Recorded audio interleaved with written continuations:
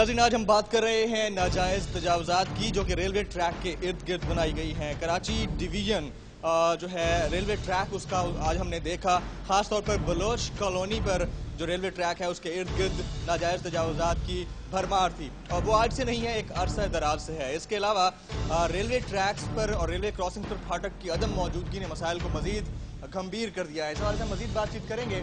सैयद अंजर रिजवी साहब divisional superintendent हैं Karachi division के, से हम बात करेंगे। अस्सलाम वालेकुम सर।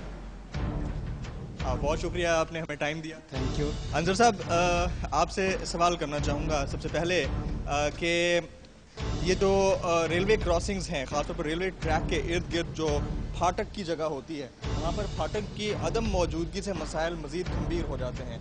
रोज़ाना जो है इस हवाले से हादसात के जो खबरें हैं वो हम तक पहुँचती हैं। क्या इनिशिएटिव लिया गया है? अभी तक तो कुछ नज़र नहीं आ रहा। रेलवे ने अब ये फैसला किया है कि कोई भी लेवल क्रॉसिंग ऐसा हम इजाज़त नहीं देंगे जो मैन ना हो।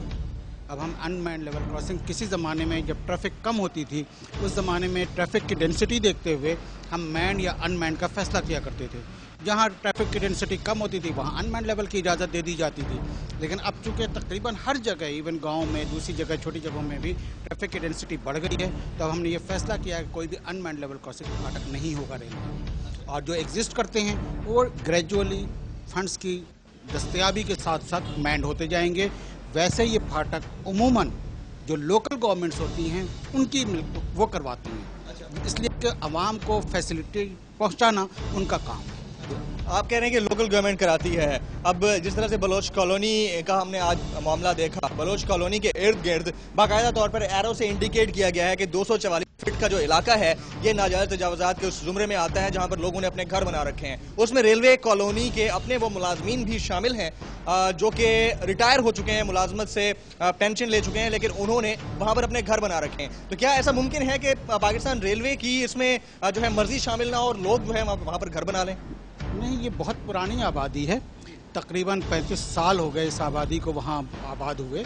और अब जो है इस वक्त तकरीबन पिछले 10-12-15 साल से रेलवे ने ऐसा इंतज़ाम किया हुआ है कि मज़ीद वो आगे नहीं आ पा रहे हैं। उनको रिस्ट्रिक्ट कर दिया गया है। उससे मज़ीद आगे कितना आएगा? वहाँ 3-4 फीट का फासला रह गया सारा। वहाँ पर बच्चे खेलते हुए हमने देखे, ऐसा लग रहा था कि बच्ची अभी ट्रेन के नीचे आई के आई। तो मतलब इस पर भी तो थोड़ा सा जो है ना नज़रसानी हो। ये हमारे लिए भी बहुत बड़ा न्यूसेंस है। हम खुद, हमारी रेलवे की सेफ्टी भी उसमें इन्वॉल्व हो रही है, लेकिन उसको सूबाई हुकूमत ने कच्ची आबादी डिक्लेयर किया हुआ है। गर्चे अभी तक रेलवे ने उसकी एनओसी नहीं दिया और वो रजिस्टर्ड नहीं है। हाँ, लेकिन वो सूबाई हुकूमत ने उसको कच्ची आबादी डिक्लेयर किया हुआ है।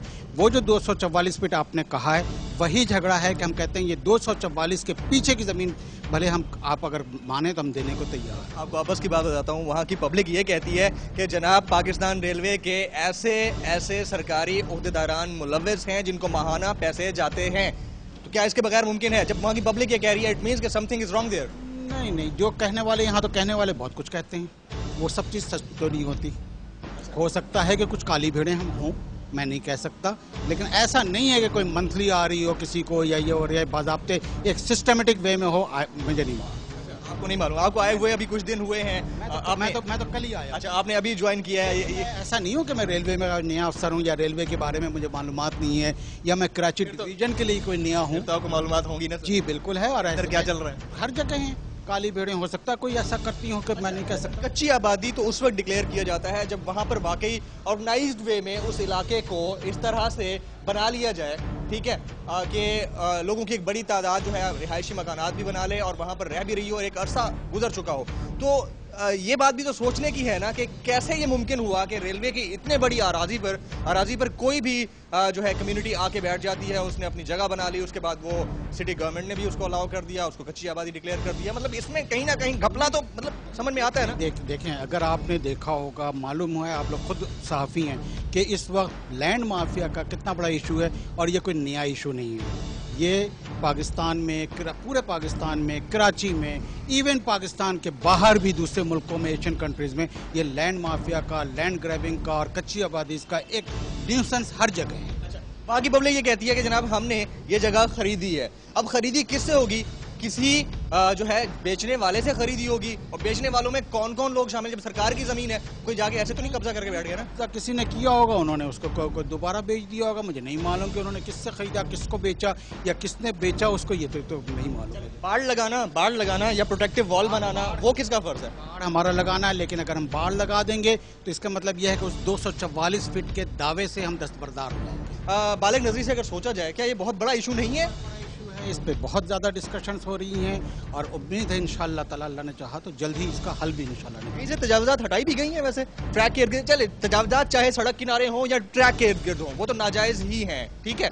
जब नाजायज हम कह देते हैं तो फिर उसको हटवाना तो रिस्पॉन्सिबल्स का काम है। हमारी पोजीशन के मुताबिक 1992 के बाद कराची डिवीजन में किसी इलाके में कोई कच्ची आबादी नहीं बनी। हाँ, सर आपकी इन्फॉर्मेशन गलत है वैसे, बाय द वे। चले आप चेक कर लीजिएगा, हमारे पास जाहिर सी बात है, हम सुप्रीम कोर्ट को ये इन्फॉर्मेशन दे रहे हैं तो गलत तो नहीं देंगे, आजकल आपको मालूम है। वो आप लोग अपने तमाम मामला को देख के मद्देनजर रखते हुए करते हैं, ऑफिशियल आपका वो जाता है। कोई ऐसी चीज़ नहीं होती जो इन्फॉर्मेशन, जो बेसिक फैक्ट्स है उसको कभी छुपाया जा सकता है। डेवलप्ड कंट्रीज में ये देखा गया है कि रेलवे ट्रैक्स को स्पेशली सिक्योर किया जाता है। पब्लिक प्लेस तो है वो, लेकिन वो स्टेशन पे नजर आती है पब्लिक। आम ट्रैक्स के इर्द गिर्द बाड़ लगा के या किसी तरह से प्रोटेक्टिव वॉल बना के या अंडरग्राउंड करके उसको सिक्योर किया जाता है। क्या हमारे पास बजट्स नहीं है, क्या हमारे पास अवेयरनेस नहीं है, या हमारे पास जो अवेलेबल रिसोर्सेज हैं उसको यूटिलाइज करने का वो सिस्टमैटिक वे नहीं है जिसके जरिए हम बेहतर कर सकें? नहीं, बिल्कुल है। जिस वक्त पाकिस्तान सिस्टमैटिक वे है नहीं, मैं ये कह रहा हूँ कि ये बिल्कुल होना चाहिए, डेवलप कंट्रीज में बिल्कुल है, लेकिन क्या डेवलप कंट्रीज एक दिन में बन गई या क्या? हमें भी 65 साल हो गए। हमें भी 65 साल हो गए, बिल्कुल सही बात है। हमारे अंग्रेज के दौर से आज हमारे बराबर पड़ोसी मुल्क को देख लें आप। नहीं, वहाँ भी ऐसी कोई बाढ़ नहीं बनी है, इंडिया में भी ऐसी कोई बाढ़ नहीं। सिस्टमैटिक चीजें हैं, सिस्टमेटिक होगी बिल्कुल, इतना कोई मुख्तलिफ नहीं है जितना हम समझते हैं इंडिया और हमारे। Second biggest revenue providing organization of India, मतलब उसके बारे में आप कह रहे हैं? उसकी बहुत सारी वजह है, उसकी बहुत सारी वजूहात हैं जो बड़ी एक लंबी तफसीली डिस्कशंस मांगती हैं, ठीक है। वो इंशाअल्लाह ताला फिर कभी आ पाएंगे तो वो डिस्कशन। सर इस डिस्कशन की बजाय इतना अगर जहन हम सिस्टम को ठीक करने में लगा दें तो बड़ा अच्छा हो जाएगा। बात है, बिल्कुल सही, इंशाअल्लाह। सैयद अंजर रिजवी साहब, डीएस रेलवे कराची डिवीजन, आपने हमें अपने कीमती वक्त में से टाइम दिया, एंड सो सॉरी आपको हमने डिस्टर्ब। आपका शुक्रिया कि आपने मुझे इस काबिल समझा कि कुछ चीज़ें आके मुझसे क्लियर कर ली। बहुत शुक्रिया। नाज़रीन, हमारे साथ मौजूद थे सैयद अंजर इस्माइल रिजवी साहब, डीएस रेलवे कराची डिवीजन। आज के इस एपिसोड में हमने पाकिस्तान रेलवे के उन तमाम मामलात को तो नहीं उठाया जो अक्सर उठाए जाते हैं। इस दफा हमने नाजायज तजावजात और रेलवे ट्रैक के इर्द गिर्द जो क्रॉसिंग्स बनी हुई हैं, जो लोगों ने पब्लिकली अपने लिए बना रखी हैं लेकिन वहां पर फाटक नहीं है, उस पर बात की है। इस हवाले से डीएस रेलवे हमारे साथ मौजूद थे। अगर आपके इलाके में कोई मसले मसाइल हों तो आप हमें लिख सकते हैं kr@dawnnews.tv पर। इसके अलावा अगर आप फेसबुक पर हमारा ग्रुप ज्वाइन करना चाहें तो कर सकते हैं, खबरदार के नाम से ये ग्रुप मौजूद है। आज के इस एपिसोड से अपने मेजबान जमील फारूकी को दीजिए इजाजत। आइंदा हाजिर होंगे किसी और इशू के साथ, किसी और इलाके में, और करेंगे समाज को, निजाम को, सरकार को खबरदार।